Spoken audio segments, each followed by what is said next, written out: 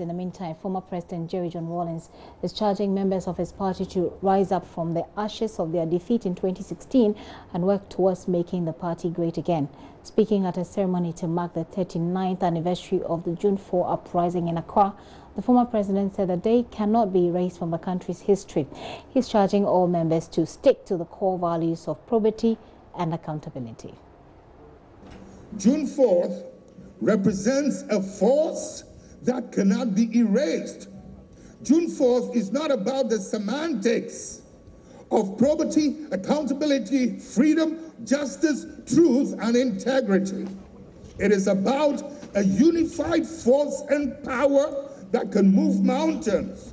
It is a force that defies negativity and revolves on a fulcrum of ordinary people's power. It was the energy that led to the eruption of 1979.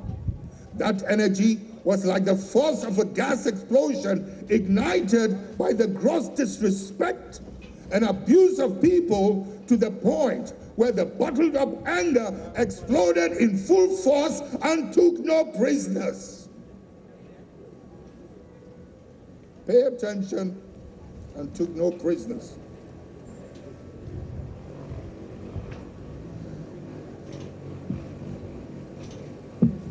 As our party attempts to pick up the pieces of what led to our deplorable loss in 2016, we have once again decided to employ the same tactics that led to us losing power. Some are still sponsored to denigrate those who are bold to speak the truth. Some aspiring candidates are abused by some national executives who are supposed to be non-aligned, at least publicly. Elections at the grassroots are fraught with complaints of varying degrees, and we're still pursuing an agenda that further alienates us from the core values of why we exist. Ironically, the party that was seen as elitist and detached from the grassroots rather associated itself with the grassroots to win the last elections, while we closed the elitists. We chose the elitist route and lost miserably.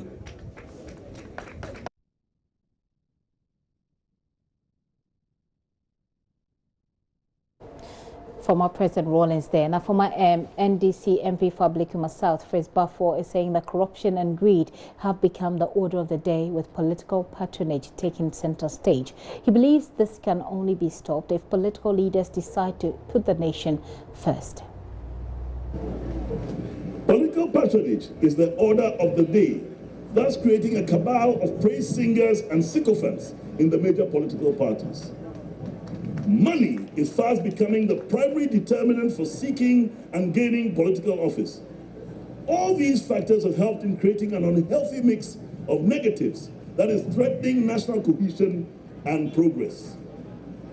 The solution or antidote to the persistent malady before us is to seek recourse in the tenets and values of June 4th. Probity, accountability, transparency, and truth. In 1992, when the ban was lifted on political parties in Ghana, the National Democratic Congress emerged as a political party to uphold and protect the aspirations of the common man and woman. The NDC eschewed elitism and worked hard to build on the foundations of the June 4th philosophy and its successor, the Provisional National Defense Council, PNDC, and won the national elections of 1992 and 1996, riding on the support of farmers, fishermen, market women, teachers, nurses, etc. In 2000, political fatigue set in and the party lost 2 successive national elections to its main rival, the New Patriotic Party. In the lean years, NDC party officials and members labored hard to regain the confidence of its backbone, with emphasis on its need of unity, of its creed of unity, stability, and development underpinned by the values of June 4th. In 2008, the party bounced back into power, and despite the unfortunate demise of John Evans Atamils of blessed memory, the incumbent president and flag bearer in the election of 2012, the NDC prevailed and won the election of that year with Vice President John Mahama, who inherited both the presidency and flag bearership from the late Atta Mills. The years 2012 to 2016 were to see a change in direction that was to alienate the base and backbone of NDC support.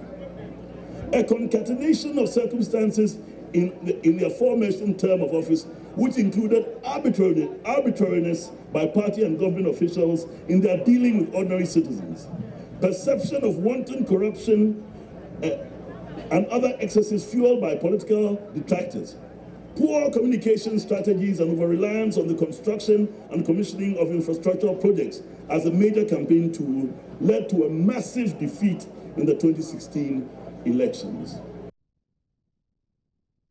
Fritz Bafo there. One military recruit has died in a fatal accident on the Accra-Ho Highway.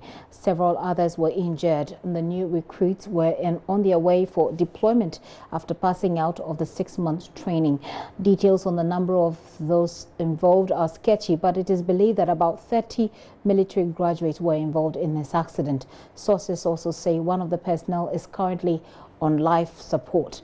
Relatives of some of the victims are expressing concerns about the nature of transportation that was given to the new officers, as according to them, the accident was totally avoidable if safety measures were complied with.